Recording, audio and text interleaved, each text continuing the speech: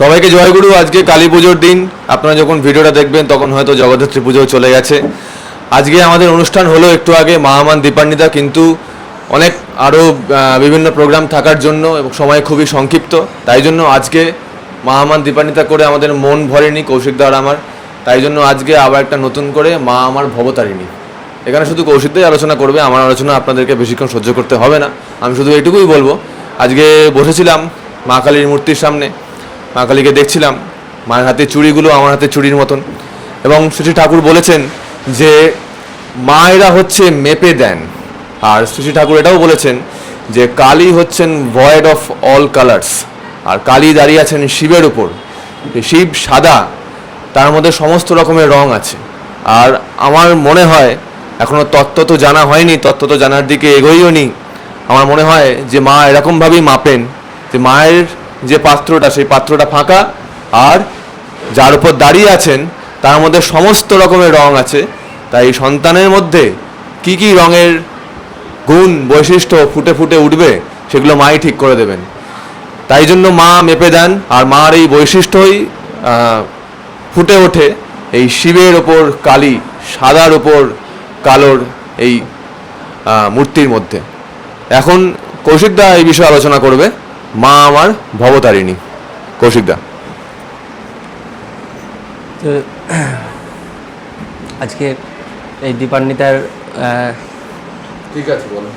আজকের এই মায়ের আরাধনার দিনে প্রত্যেককেই শুভেচ্ছা জানাচ্ছি। মাস্টার উদ্দিনের পক্ষ থেকে আমি কৌশিক চক্রবর্তী এবং আমার এক গুরু ভাই অর্কপ্রভ পীড়াপিড়িতেই আমরা দুজনে মিলে একসাথে বসে এই আলোচনাটাতে একসাথে আলোচনা করতে পছন্দ করব। যদি ওর সাথে আমি বিষয়গুলো শেয়ার করতে পারি আমারও ভালো লাগবে।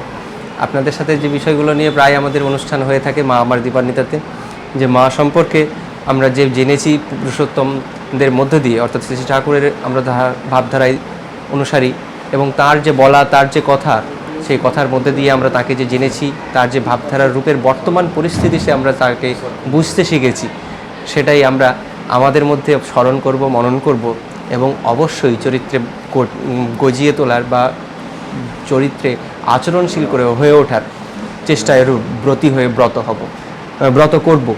তো সেই বিষয়টাতেই যখন আমাদের প্রায় আলোচনা হয়, প্রায় আমাদের সৌভিক কিছুক্ষণ আগেই, আজকেই সম্ভবত না গতকালকে পোস্ট করেছিল কল ধাতু সম্পর্কে।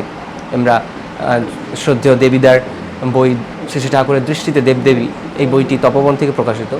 তো ওই বইটিতে আমরা এই ঘটনা সম্পর্কে শ্রী ঠাকুরের সামনে আলোচনা শুনতে পাই যে দেবীদা ডিকটেট করছেন এবং পরে সেগুলো দেবীদা লিখে নিচ্ছেন, পরে তিনি সেটা সংকলন করেছেন যে কল ধাতুর উৎস থেকে, অর্থাৎ শব্দ এবং সেই যে ধ্বনি, তার থেকেই মায়ের একটা বৈশিষ্ট্যের প্রভাব বা বৈশিষ্ট্যের সম্পর্কে আমাদের জানা যায়।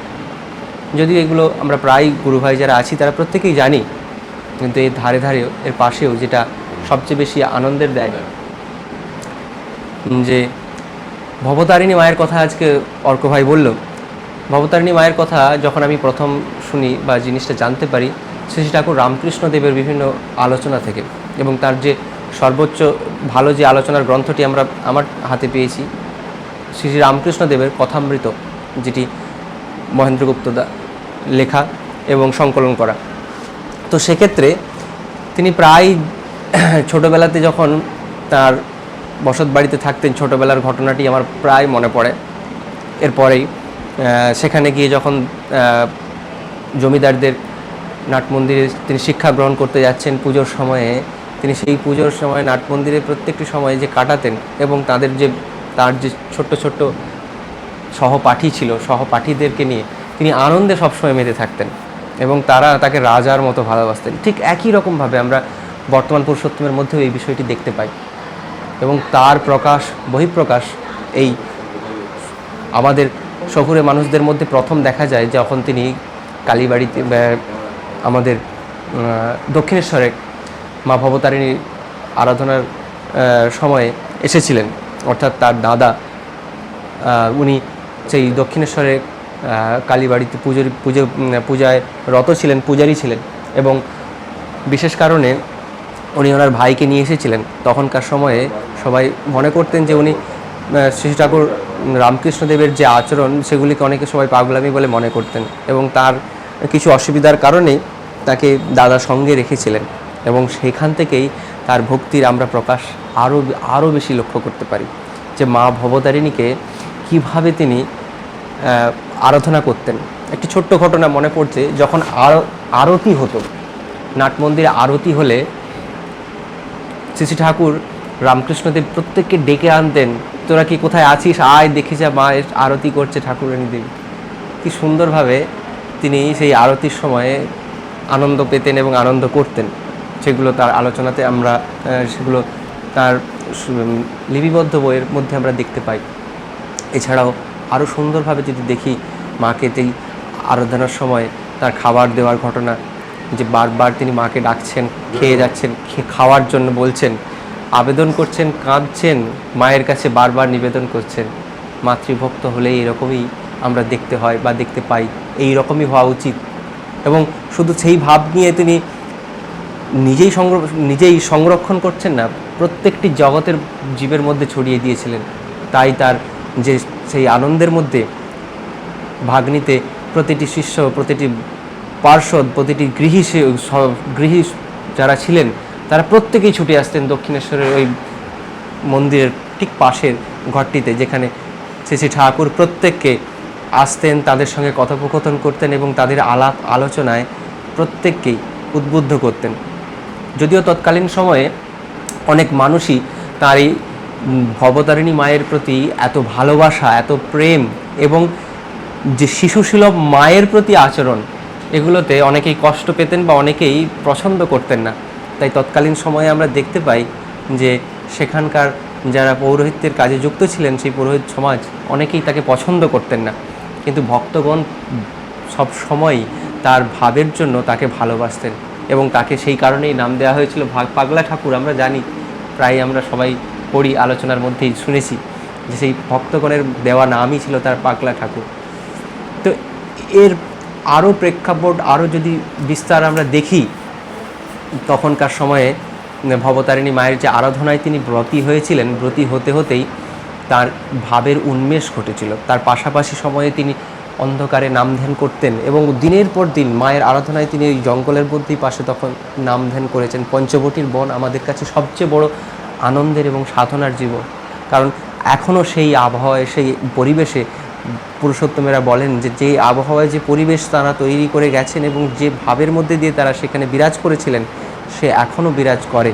তাই আমাদের সেই ভাব দিয়ে তাদেরকে জানতে হয় এবং সেই ভাবের জন্য কিভাবে চলা উচিত, তার প্রত্যেকটি কথা, তার প্রত্যেকটি আচরণ, তার প্রত্যেকটি বলা বাক্য জীবনে প্রতিনিয়ত পালন করা এবং পালনের মধ্যে দিয়ে ধরে চলা। যদি আমরা আজকের দিনের বিষয়ের সাথে দেখি যে ভবতারিণী মায়ের সাথে তার কীরকম সখ্য, কীরকম পুত্র বাৎসল্যের যে সম্পর্ক তৈরি হয়েছিল, সেগুলো আরও দেখতে পাই। যে মায়ের সাথে তিনি ওই নৌকা বিহারে যাচ্ছেন, এই বিষয়গুলো তিনি বারবার বিভিন্ন আলোচনার মধ্যে দিয়ে বলছেন এবং মাকে তিনি সেইভাবেই উপলব্ধি করতেন এবং প্রত্যেকটি সময়েই তিনি তাকে নিয়ে সঙ্গে বয়ে চলতেন। এরকম কত ঘটনা রয়েছে। কখনো ভক্তদের বাড়ি থেকে ফিরতে কালীবাড়ির সামনে আটকে পড়েছেন মায়ের সঙ্গে হয়তো কিছু কথা বলবার জন্য, অনেক গভীর রাত্রেও মায়ের সঙ্গে দেখা করবার জন্য তিনি সেখানে বসে মায়ের সাথে কথোপকথন করেছেন। তো এরকম বিভিন্ন ঘটনা আমরা দেখতে পাই। একটা ঠিক একদিনের ঘটনা, এটা সম্ভবত মনে পড়ছে না, ভক্ত রামকৃষ্ণানন্দের মনে হয় ঘটনা। তো উনি নাম ধ্যান করতে করতে একটু ক্ষমতার, ওনার নামের মধ্যে দিয়ে তো শক্তি সঞ্চারিত হয়, নামের মধ্যে দিয়ে ওনার শরীরে শক্তি সঞ্চারিত হয়েছিল। এটা সম্ভবত কালী পুজোর দিন, এটা শিবরাত্রির দিনে ঘটেছে। তো সেই সময়ের ঘটনা। তো উনি নাম ধ্যান করতে করতে আরেকজনকে ধরে সেই নামের যে শক্তি বা ক্ষমতা সেটা প্রয়োগ করছিলেন, যে তার মধ্যে একটা শিহরণ খেলে গেছিল। এটা রামকৃষ্ণানন্দের প্রতি এটা করা হয়েছিল। তখন তিনি সেই ক্ষমতাতেই এতটাই আকৃষ্ট হয়েছিলেন এবং এতটাই উদ্বুদ্ধ হয়েছিল, অর্থাৎ তার জাগতিক দিকে এতটা উন্মেষ ঘটেছিল, সেই সময়ে শ্রী শ্রী ঠাকুর তাকে যে বিষয় নিয়ে পড়াশোনা এবং যে বিষয় নিয়ে আলোচনার মধ্যে দিয়ে তিনি তাকে তৈরি করছিলেন, সে বিষয়টি থেকেও তার যে ভাবের উন্মেষ আরোতর হয়ে উঠেছিল। তখন ঠাকুর নিচে বসেছিলেন, এই নিচে ঘটেছিল ঘটনাটা, শ্রী শ্রী ঠাকুর উপরের তলায় ছিলেন এবং তাকে ডেকে পাঠিয়ে বলেছিলেন যে এখনই যেন সঙ্গে আসে, এখনই যেন দেখা করে। এবং তখন তিনি বললেন একটু পরে আসছি, কিন্তু বললেন এখনই যেন এসে আমার সঙ্গে দেখা করে। দেখা করার পর বলেছিলেন, যা সব শেষ করে দিলি, অবাক হতবাক কী ঘটনা ঘটেছে। তখন বললেন যে সমতা এবং যে ক্ষমতার অধিকারী ওই মানুষটি ছিলেন, অর্থাৎ উনি ছিলেন, তাকে আস্তে আস্তে সেই পর্যায় থেকে উন্নীত করার সুযোগ তিনি তৈরি করেছিলেন, কিন্তু হঠাৎ তার মধ্যে শক্তি সঞ্চারের জন্য তার যে বোধের হঠাৎ উন্মেষ ঘটেছে, যা তার সেই সময়কার জন্য রক্ষা করার যে ক্ষমতা বা শক্তি তা তখনও সঞ্চিত হয়নি। তাই তার ক্ষেত্রে এটা একটা বিচ্ছিন্নতা সৃষ্টি করবে।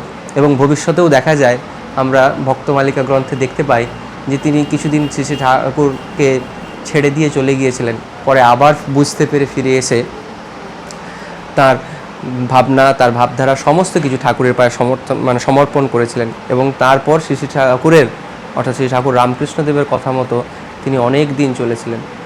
এরকম কালীবাড়িতেই আরও কত সুন্দর সুন্দর ঘটনা আমরা দেখতে পাই। যখন অনেক দিন শ্রী শ্রী ঠাকুর রামকৃষ্ণদেবের সঙ্গে মাতা শারদা মায়ের দেখা হয়নি, তিনি খুব একটা মনের চিন্তায় এবং কষ্টে আছেন। সে সময়ে তিনি দেখা করার জন্য সেখান থেকে চলে এসেছেন। মা সেখানে চলে আসার পরে বলছেন মাকে, কোথায় থাকবি, এখানে থাকার তো জায়গা নেই। তখনকার দিনে জানা যায় যে ছোট্ট একটা বাড়ির মধ্যে তিনি থাকতেন, যেখানে থাকার মতো করে যাওয়া যায় না। তার যে সঙ্গিনী যিনি ছিলেন, যিনি তাকে সবসময় ঠাকুর দায়িত্ব দিয়েছিলেন মাকে দেখার জন্য, সেই মায়ের দায়িত্বে তিনি থাকতেন। তিনি লিখেছেন যে মা এমনভাবে গুটিসুটি মেরে শুয়ে থাকতেন যেন ছোট্ট ঘরটাতেই তার জায়গাটাও ফুলিয়ে যায়, এবং সেক্ষেত্রে তার কষ্ট কখনোই হয়নি। তিনি এমনভাবেই আচরণ করতেন এবং এমনভাবেই তিনি মানুষের সাথে বলতেন। এবং তার যে বিছানা ছিল সেটি খড়ের বিছানা ছিল সেই সময়। তাই এই ঘটনা যখন দেখতে পাওয়া যায়, তখন বোঝা যায় যে ব্যক্তিরূপী মায়ের বাৎসল্যে আমাদের বর্তমানেও যে মাতৃরূপী মায়েরা কীরকমভাবে ভালোবাসেন এবং ভালোবাসা দিয়ে তৈরি করেন। এবং তারপরেই যদি দেখি, আস্তে আস্তে সেই ভক্তিবাৎসল্য থেকে, স্নেহবাৎসল্য থেকেই মা প্রত্যেকটি জনকেই বারবার করে বিভিন্ন সময়ে শ্রী শ্রী ঠাকুরের বিষয়ে বলতেন, তাদের কথাগুলিকে চলতে আলোচনার মধ্যে দিয়ে তুলে ধরতেন। এবং শ্রী শ্রী ঠাকুরের তিরোভাবের পরেও তিনি এত সুন্দরভাবে সেটা ছড়িয়ে দিয়েছিলেন এবং প্রত্যেককেই উদ্বুদ্ধ করতেন। এমনকি শ্রীমর কাছে যখন সমস্ত কিছু কথোপকথন স্মৃতিতে ছিল, অর্থাৎ মহেন্দ্রগুপ্ত যখন স্মৃতির মধ্যে রেখেছিলেন, তখন মায়েরই কাছে মাই তাকে উদ্বুদ্ধ করেছিলেন যে শ্রী শ্রী ঠাকুর রামকৃষ্ণদেব সম্পর্কে কিছু লিখে রেখে যেতে, এবং তারপর সেই কথায় তিনি লিখে যান, এবং সেই লেখা থেকেই পরে আমরা এত বড় সাহিত্য পাই। তাই যদি দেখি, প্রথম থেকেই শুরু পর্যন্ত মায়ের আরাধনার মধ্যে দিয়ে মাতৃভক্তের যে জীবন, তার জীবনের মধ্যে দিয়ে তার পরিবার এবং তার পরিবারের মধ্যে দিয়ে পরিবেশের মধ্যে দিয়ে ছড়িয়ে গেছিল। তাই ভবতারিণী মা সব সময়ের জন্য তখন থেকেই আরও বেশি জাগ্রত হয়েছিলেন পরিবেশের মধ্যে। তো এটারও আমরা বর্তমান সময়ে দেখতে পাই, সেই একইভাবে একই পরিবেশের মধ্যে দিয়ে ঘটনা। যখন শ্রী শ্রী ঠাকুরের কাছে শ্রদ্ধেয় দেবীদা বসে আছেন, শুনছেন বাইরে খুব নতুন আধুনিক গান হচ্ছে, যে গানের সাথে এই ভক্তিভাবের কোনো সম্পর্ক নেই। শ্রী শ্রী ঠাকুরকে জিজ্ঞাসা করায় তিনি বলছেন মা সম্পর্কে, তিনি তখন আবার কত সুন্দর ব্যাখ্যা দিচ্ছেন যে জ্ঞান শব্দের সৃষ্টি তিনি, তার যে সত্তা, যে অস্তিত্ব, তার যে মূল রূপ, যে শব্দ এবং ব্রহ্ম, যার মধ্যে দিয়ে আমরা বেড়ে উঠি, আমরা হয়ে উঠি, সেইটার আধার এবং অস্তিত্ব তিনি। এবং খুব সুন্দরভাবে কেমন তিনি বলছেন, এই মায়ের রূপটা কেন এই শিবের উপরে মা দাঁড়িয়ে আছেন, তিনি বলছেন অনেকে বলেন শিবরূঢ়া বা সবারূঢ়া, অর্থাৎ শ্রী ধাতুর অর্থে তিনি বলছেন যে তিনি অস্তিত্বের ভাণ্ডার, সেই শিব, তার বিস্তৃতি হয়ে ওঠে তার সাথে যখন ওই মায়ের সংযোগ বা যোগাযোগ হয়। তাহলে আমরা পরিবেশের যদি প্রকৃতিতে দেখি, প্রত্যেকটি শক্তি আমাদের পরিবেশ থেকে আহরণ করে প্রত্যেকটি প্রাণী, প্রত্যেকটি জীব, প্রত্যেকটি প্রকৃতির, প্রত্যেকটি উদ্ভিদ কীরকমভাবে প্রস্ফুটিত হয়, তাই আমরা প্রকৃতি মাকে আমরা আরাধনা করি, তাকে শ্রদ্ধা করি, ভালোবাসি, তাকে দেখতে যাই বিভিন্ন জায়গায় যেখানে যেখানে তিনি সুন্দরভাবে সজ্জিত আছেন। এটার পরিবেশেও আমাদের কতটা আনন্দ দেয়। তাই মাতৃরূপী ভক্তের উদ্দেশ্যই এইটা হওয়া যে তাকে আলোচনার মধ্যে দিয়ে তার প্রতিটি গুণ তিনি একদিকে বরাভয় ধারণ করেছেন, একদিকে শক্তি দিচ্ছেন, বরমুদ্রা দিচ্ছেন, অভয় দান করছেন। আবার ওই মাকেই মাটিরূপে নয় ভক্তিরূপে যখন পালন করে আচরণে তুলে ধরছেন, তাদেরকেই আমরা ভক্ত বলে কমলাকান্ত তার কাছে দেখতে পাই, আমরা রামপ্রসাদের কাছে দেখতে পাই। তাই এই ভক্তির ভাব যখন জেগে ওঠে তখন তাদেরকেও আমরা শ্রদ্ধা করি। তাই আসুন জেগে উঠি, জাগিয়ে তুলি, আর এই কঠিন সময়ের বাস্তবতার মধ্যে মায়ের মাতৃরূপকে শ্রদ্ধার সাথে স্মরণ করি, পালন করি, জীবনীয় হয়ে উঠি। এটুকুই আমি বলতে চাই। আমার সাথে অর্কের যদি কিছু থাকে অ্যাড করতে আমি বলবো। এই যে শুরুতে একদম বলছিলাম ভয়েড কথাটার মানে তোমাকে জিজ্ঞাসা করছিলাম, তুমি বললে ভয়েড অফ অল কালার্স, কিন্তু তার একটা এক্সিস্টেন্স আছে, যদি সেই ব্যাপারে কিছু বলো। এটা তো খুব জটিল বিষয়। এটা তো খুব জটিল বিষয়। তবু আমি যেটুকু আমার আদর্শের মধ্যে দিয়ে জানতে পেরেছি বা জেনেছি, ভয়েড অফ অল কালার, এটা নিয়ে অর্কর সাথে কথা হচ্ছিল। ভয়েড কথাটা যদি দেখি, তার ভয়েড মানেটার বাংলা হচ্ছে যার শূন্য বা ফাঁকা। শূন্য বললে আবার বলা যায় যে শূন্য অস্তিত্ব আছে, আমরা এটা শ্রী শ্রী ঠাকুরের কাছে দেখেছি, শূন্য স্থান বলে কিছু নেই। তার মানেই যদি ভয়েড অফ অল কালার বলা যায়, যে কালারগুলো এক জায়গায় পুঞ্জীভূত হয়েছে, অর্থাৎ যার অস্তিত্ব এক জায়গায় এসে মিলে গেছে, মিশিয়ে গেছে, অথচ তার অস্তিত্ব রয়েছে। এটা কিভাবে হতে পারে যদি আমরা পুরুষোত্তমের ভাবনায় দেখি, যে তার জীবনী যদি আমরা দেখি, গুরুর মধ্যে দিয়েই তো আমরা বলি যে গুরুই হচ্ছেন বা পুরুষোত্তম হচ্ছেন সেই সত্তা বা সেই বৈশিষ্ট্যের মূর্ত রূপ, অর্থাৎ তার বা ব্যক্তিগত তার যে আবির্ভূত রূপ, তা আমাদের বাস্তবিক জীবনের যা আমরা দেখি, সেটাই হচ্ছে সমস্ত উৎস এবং সমস্ত ক্ষমতার শক্তির ধারণকারী সত্তা। তাকে যদি দেখি, তার প্রত্যেকটি বিষয়ে, প্রত্যেকটি জায়গায়, যে তিনি সব জায়গায়, তিনি সমস্ত জায়গায় সর্বজ্ঞ, অথচ তার সামনে যখন কেউ আসে তখন তিনি শিশুর মতো বা তার আত্মীয়ের মতো কথা বলে তার সাথে আনন্দের সঙ্গে কাটিয়ে দেন। একটি ছোট শিশুর কাছেও যেমন আনন্দের সাথে তার সাথে খেলা করেন, আবার আমরা পড়েছি যে ব্যাধের সাথে কেমনভাবে তিনি স্বীকার করেন, সে বিষয়টাও জানার চেষ্টা করেন। এবং শ্রদ্ধেয় কৃষ্ণদার কাছে যখন এই বিষয়ে আলোচনা হয় যে শ্রী ঠাকুরের সাথে, শ্রী ঠাকুর আপনার তো সবই জানা, তাহলে আপনি এগুলো দিচ্ছেন না কেন, যখন ইংরেজিতে বাণী দেওয়ার বিষয়ে বলছেন, তখন তিনি বললেন যে শ্রদ্ধেয় কৃষ্ণদা নাকি তাকে এমনভাবেই